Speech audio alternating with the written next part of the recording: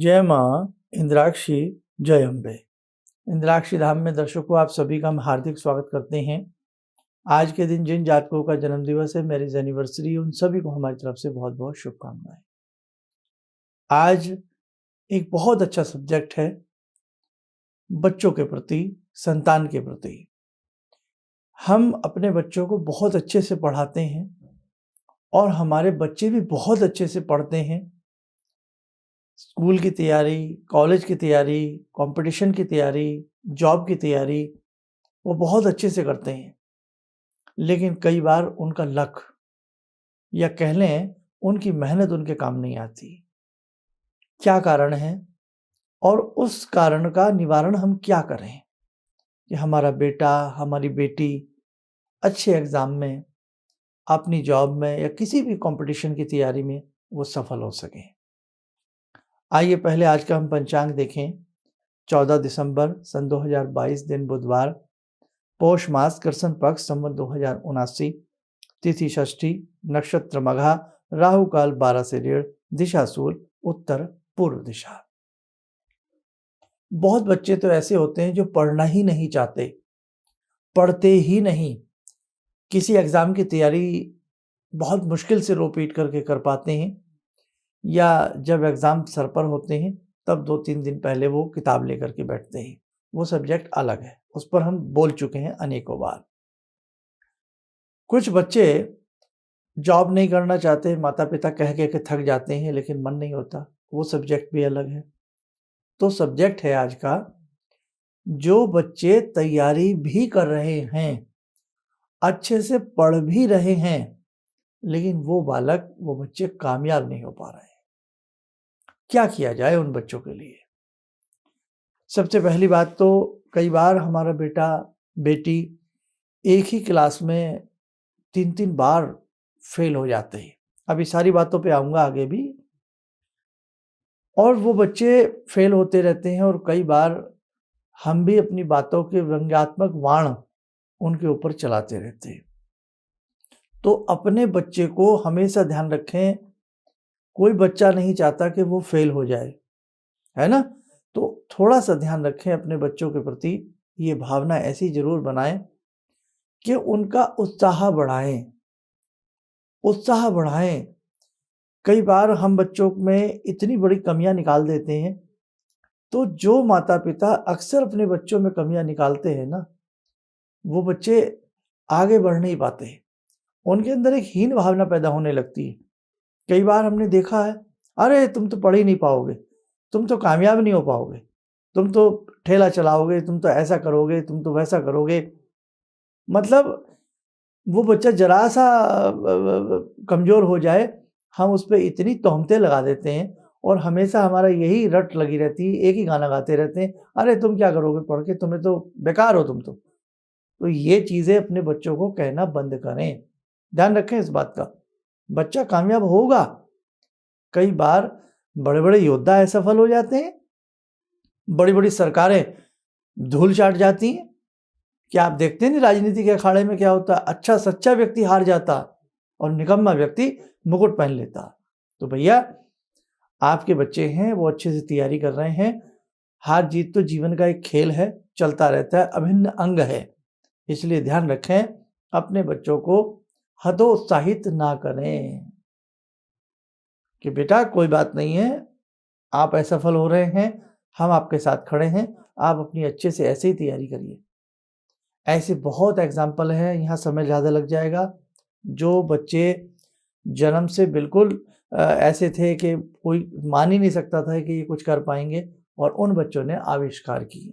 Yes, आप सब पता है, न्यूटन देख लें, एडिसन बहुत सारी चीज़ें आपको समझ में आएँगी।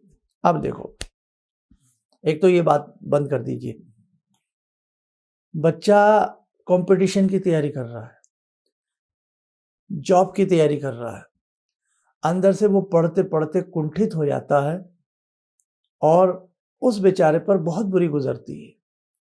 बच्चा बहुत प्रयास करता है कि वो अच्छे से सफल हो जाए, अपनी क्लास में सफल हो जाए, चाहे वो क्लास का एग्ज़ाम हो, 5th से 6th में जाना हो या 11th से 12th में जाना हो, या बीएससी बीए के फर्स्ट ईयर से सेकंड ईयर में जाना हो या कोई एग्ज़ाम हो, ऊपर से हम ताने मारें, ऊपर से ज़माना ताने मारे, ऊपर से स्कूल से कहीं से उसकी कंप्लेंट आए, लेकिन वो बच्चा आगे नहीं बढ़ पा रहा है। कई बार जैसा जिसका दिमाग होता है वो वैसी पढ़ाई पढ़ता है। कुछ लोग ऐसे होते हैं, एक बार किसी चीज़ को देख लें ज़िंदगी भर नहीं भूलते, और कुछ लोग ऐसे होते हैं कि किसी चीज़ को ज़िंदगी भर पढ़ें फिर भी याद नहीं होती। हमें सभी से सारी उम्मीदें नहीं करनी चाहिए। सबका दिमाग अलग-अलग है, सबकी सोच अलग-अलग है। इसलिए हमें बच्चों का उत्साहवर्धन करते हुए प्यार से, सिंपैथी से, बहुत अच्छे तरीके से उनकी परवरिश के साथ हमें काम लेना चाहिए। हमारा प्रोत्साहन संसार का सबसे बड़ा प्रोत्साहन होता है माता-पिता का प्रोत्साहन अपनी संतान के साथ। जो सुरक्षा एक संतान को, जो शेल्टर, जो शरण एक संतान को अपनी माता-पिता के साथ है ना, वो कहीं भी नहीं हो सकती, हो ही नहीं सकती, है ना? हम भी किसी के बच्चे रहे हैं, आप भी किसी के बेटा-बेटी रहे हैं, और आज भी ऐसा नहीं है बेटा-बेटी हैं जिनके माता-पिता जीवित हैं। देखो ना कितनी उनकी सोच, बूढ़े हो जाएँगे लेकिन अपनी संतान के प्रति सोच हमेशा सुंदर बनी रहती है। वो बालक भी हीन भावना से कुंठित हो जाता है। उधर से स्कूल कंप्लेंट करे, मैडम उसके कान खींचे, डाँटे, स्कूल के बच्चे उसकी मजाक बनाएँ, ऊपर से घर आकर के वो बच्चे ताना सहें, है ना? तो हमें उस नज़र से भी देखना है कि कहीं ये बच्चा कुंठा का शिकार तो नहीं हो रहा है। मेरी सारी बात समझने का प्रयास करें। मैडम हो या सर हो अगर डाँटते हैं, तो वो उस बच्चे के भले के लिए डाँटते हैं, ये सबको मालूम है। लेकिन कई बार बढ़ते-बढ़ते घर से, परिवार से, फ्रेंड सर्कल से डाँट बढ़ते-बढ़ते बहुत बढ़ जाती है और बच्चा बिल्कुल सुस्त और गुमसुम हो जाता है। ध्यान रखना इस बात का। अब बृहस्पति उस बच्चे का कुंडली में कैसा है? उस बच्चे का चंद्रमा कैसा है? आपकी संतान के सूर्य कैसे हैं? 3 चीज़ें ध्यान रखना, चंद्रमा, सूर्य, बृहस्पति और एक बुध भी मान लें आप। 4 ग्रह पढ़ाई को बहुत बढ़ाने वाले ग्रह होते हैं। कुशाग्र बुद्धि प्रदान करने वाले चारों ग्रह होते हैं। इसी के साथ-साथ बच्चे का पंचम भाव विद्या बुद्धि का होता है, वो कुंडली में कैसा है? उसकी हथेली के ग्रह कैसे हैं? कई बार आपको डेट ऑफ बर्थ, समय आदि नहीं पता होता, तो हाथ से पता लगता है, फिर हाथ की रेखाओं से पता लगता है। तो आपको कोई उपाय नहीं सूझ रहा, आप इन 4 ग्रहों का उपाय करिए। बुध शुरू से ले लेते हैं, रविवार, सोमवार, बुधवार और गुरुवार, ठीक है? अब उपाय क्या करें? भाई सबको तो सब उपाय नहीं पता होते। रवि का रंग लाल, चंद्र का रंग सफेद, बुध का रंग हरा, गुरु का रंग पीला। उस प्रकार के वस्त्र उस बच्चे को पहनाना शुरू करिए, चाहे उसकी रुमाल रखिए जेब में। उस प्रकार का भोजन उन दिनों के हिसाब से, वो रंगीन भोजन, जैसे गुरुवार का दिन है, बेसन का हलवा, बेसन का लड्डू, कोई नमकीन चीज़, यानी कि पीले रंग की चीज़, दूध में शक्कर, गुड़ वाली या गुड़ या केसर या हल्दी, उस प्रकार से सेवन कराइए, उस ग्रह का रंग उस पे चढ़ाइए। निश्चित आपका बच्चा मजबूत होगा, कामयाब होगा। बुध है, आंवला खिलाइए, मुरब्बा खिलाइए, सेहत के लिए भी, दिमाग के लिए भी, मन मस्तिष्क के लिए भी लाजवाब। और उनके बीजात्मक मंत्र पढ़ सकते हैं, तो चारों ग्रहों की एक-एक बीज मंत्र की माला अपने बच्चे के लिए, रविवार को रवि की बीज मंत्र, सोम को सोम की, बुध को बुध की, गुरु को गुरु की करिए, आपका बच्चा कामयाब होगा। बड़े से बड़े कंपटीशन की तैयारी कर रहे हैं, जॉब से हताश हो चुके हैं, निराश हो चुके हैं, आप इन 4 ग्रहों को मजबूत करिए, लाभ मिलेगा। और यदि त्रिधातु, सोना, चांदी, तांबा, तांबा सूर्य का, सोना किसका? बृहस्पति का, भाई पीले रंग का होता है, और चांदी चंद्रमा की। तो त्रिधातु का कोई सिंपल सा कड़ा बनवा लीजिए, रविवार के दिन कच्चे दूध से धो करके, धूप दीप दे करके, शुद्ध जल से धो करके बच्चे के सीधे हाथ में पहनाइए। सीधे हाथ में भी ना पहन सके तो रविवार के दिन इसमें, इस उंगली में, रिंग फिंगर में त्रिधातु का छल्ला, ये तो हम बनवा ही सकते हैं ना। और देखो, जहां सोना डलवाने का बजट ना हो वहां क्या करें, आप पीतल डलवा दें, या एक पीले रंग की मेटल आती है, पीतल डलवा दो, नहीं तो सीधी सी बात है। त्रिधातु का छल्ला अगर हम पीतल डाल करके, चांदी डाल करके, तांबा डाल करके बनाते हैं, 100-150 रुपए का बन जाएगा मुश्किल से, शुद्ध। और रविवार की सुबह कच्चे दूध से धो करके, जल आदि से धो करके, सूर्य का ध्यान करके, चंद्रमा का ध्यान करके, इसका बृहस्पति देव का ध्यान करके उस बच्चे की रिंग फिंगर में सीधे हाथ में सुबह सुबह बना दीजिए। कितनी टाइम ध्यान रखें, सूर्य की होरा में। सूर्य की होरा कब, जब सनराइज होते हैं, जब सूर्य निकलते हैं, उसके 1 घंटे के अंतराल के अंदर अंदर ये त्रिधातु का छल्ला पहनाइए, ईश्वर की कृपा बच्चे पर बरसेगी। धातुओं का फर्क, धातु का भी तो असर हमारी बॉडी पे आता है ना। जो हमारे शरीर में धातुएं नहीं है, धातुएं, सारी धातुएं हमारी बॉडी के अंदर है।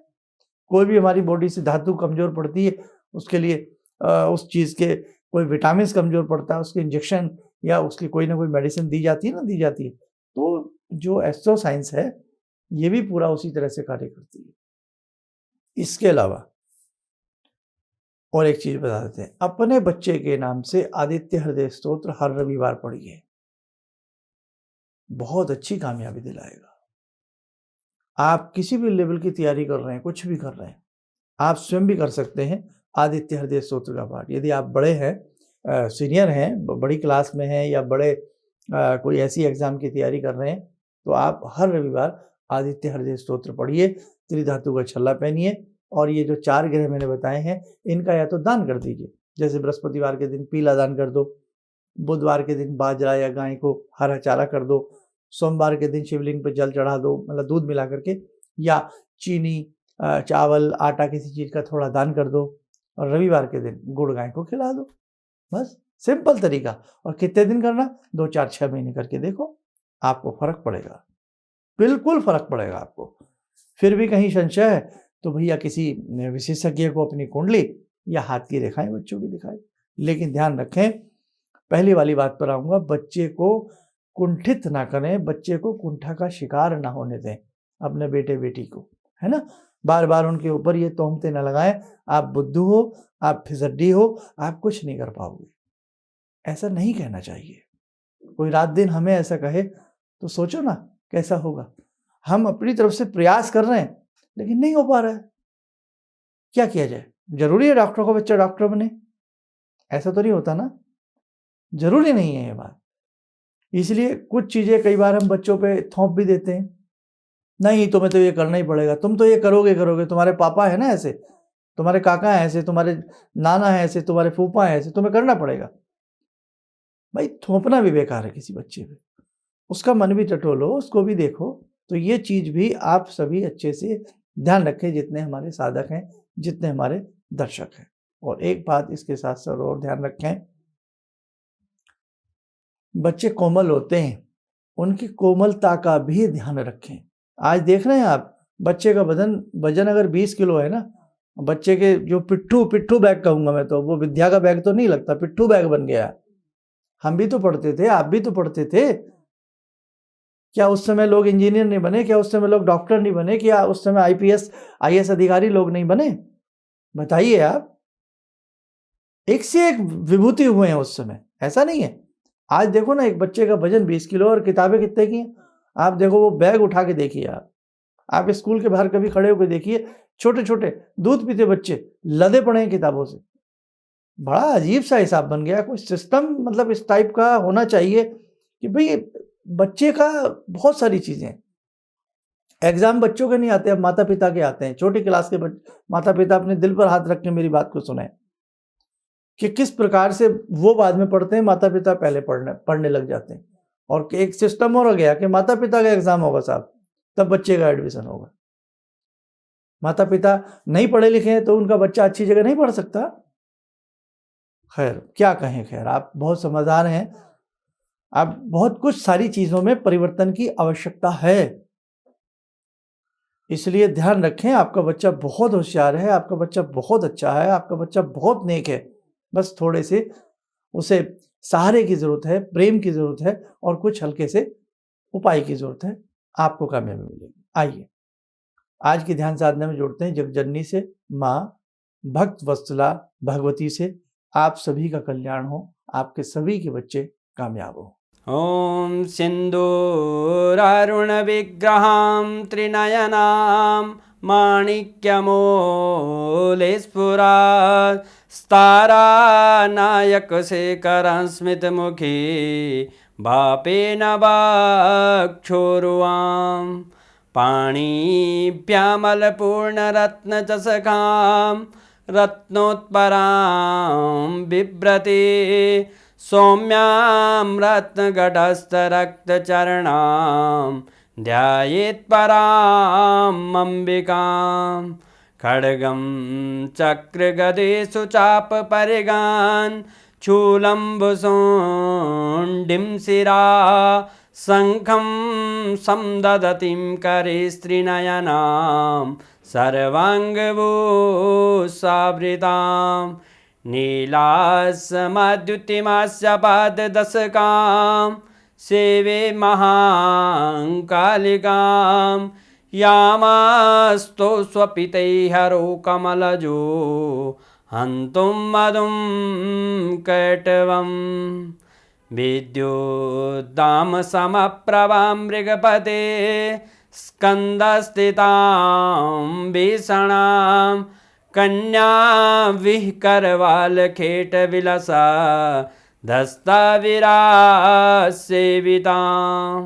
हस्तैश्चक्रगदाशिखेटविशिखां चापं गुणं तर्जनीं विप्राणामलिलात्मिकां शशिधरां दुर्गां त्रिनेत्रां भजे। कवच बना लें, ध्यान करें, जगजननी का शुभ आशीष हम सबके ऊपर बरस रहा है।